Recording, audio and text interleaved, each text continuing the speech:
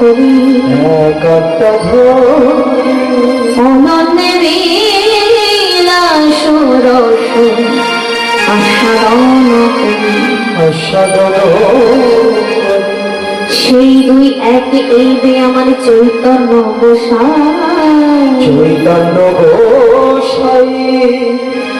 ভাবরস আস্বাদিতে দোহে মনে কোথায় এইসব সিদ্ধান্ত প্রভু কহিতে না জোয়ায় না কহিলে ইহারন্ত কিছু নাহি পায়।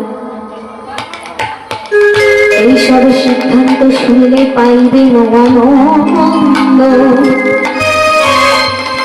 যে জন হৃদয় মাঝে ভরে রেখেছে আমার চৈতন্য নিত্যানন্দ। তারাই তো জানি গো তারাই তো জানি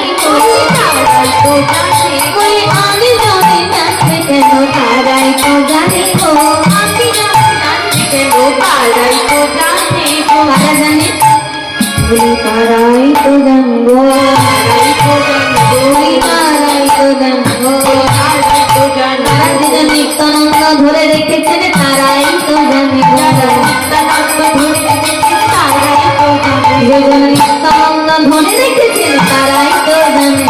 নিত্যানন্দ ধরে রেখেছেন তারাই তো জানে আমার এই জগতে আমার গুণ সম্পর্কে জানতে গেলে গুণ সঙ্গে সম্বন্ধ করতে হবে, তাই না?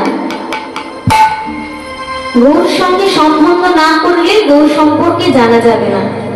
এখন আপনারা বলবেন একই কথা বলেন, এটা আমরা তো মানে আগে থেকে এই পার্থিব জগতে কত রকম সম্পর্কের সঙ্গে জড়িয়ে আছে, তাই না? পিতা পুত্রের সম্বন্ধ, স্বামী স্ত্রীর সম্বন্ধ, শ্বশুর শাশুড়ির সম্বন্ধ, ভাই বোনের সম্বন্ধ, আরো কত কিছু। তার মধ্যে সব থেকে মিষ্টি সম্বন্ধ কোনটা জানো? জানো না? এই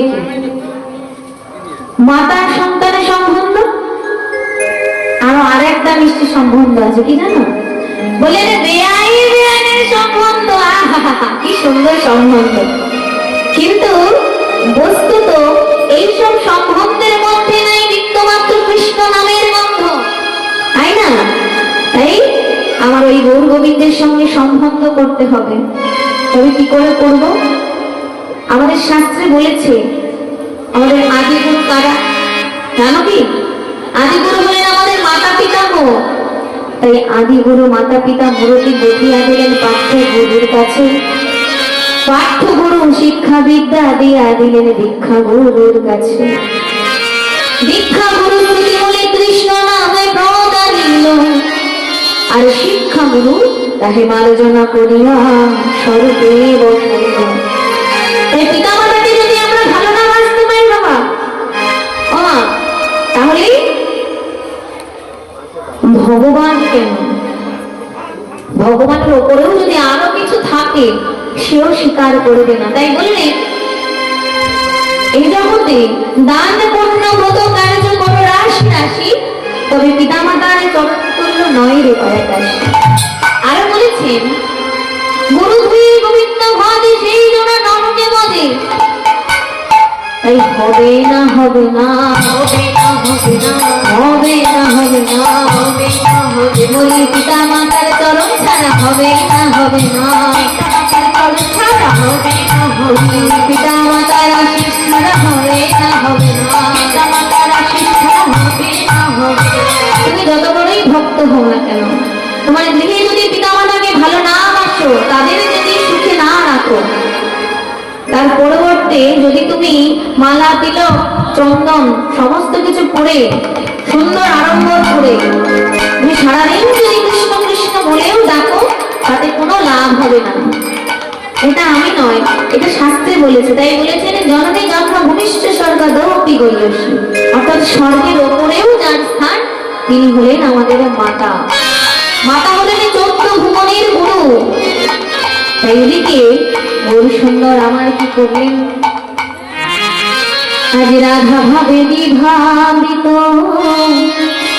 গৌর কিশোর আর রাধা ভাবে বিভাবিত গৌর কিশোর। আরে রাধা ভাবে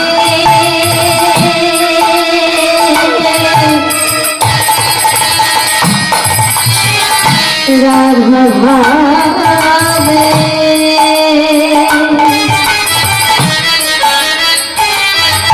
গৌর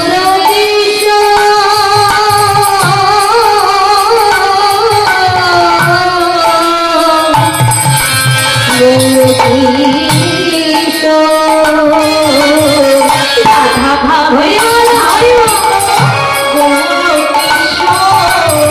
রাধা ভাবে বিভাবিত গৌর কিশোর আজ কিশোরীর ভাবে পূজা করেন শ্যামা আর কিশোরীর ভাবে পূজা করেন শ্যামা। হইছে দিনের কথা মনে হলো দিনের কথা মনে হলো। মৃদুমণি কৃষ্ণ কালী সেই দিনের কথা মনে হলো ওই মৃদুমণি কৃষ্ণকালী দিনের কথা মনে হলো। তাই আজ স্মরণে পুরবলীলা স্মরণে পুরবলীলা। আমার গোরা বনমালী স্মরণে পুরবলীলা। গোরা গুণমণি আরে যে ভাবেতে নির্মলে আমার কৃষ্ণ হলো কালী আর যে ভাবেতে কৃষ্ণ হলো কালী। আর যে ভাবেতে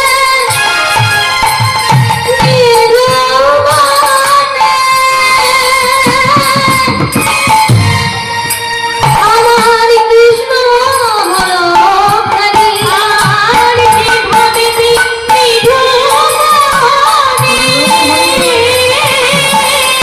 কৃষ্ণ হলো কালী। এইবার গৌর সুন্দর আমার নদিয়ায় নবদ্বীপে সমস্ত ভক্তগণকে নিয়ে চলেছেন সুরধুনীর ঘাটের কিনারায়। তাই লইয়া ভক্তগণে আনন্দে বিভোর ওই লইয়া ভক্তগণে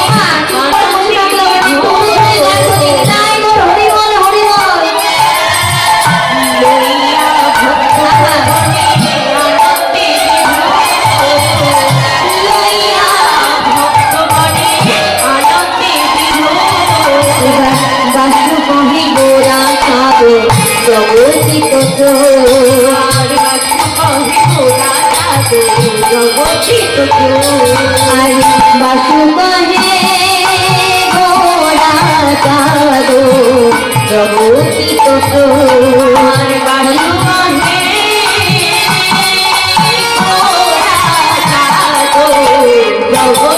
সাধু জগতিত জগচিত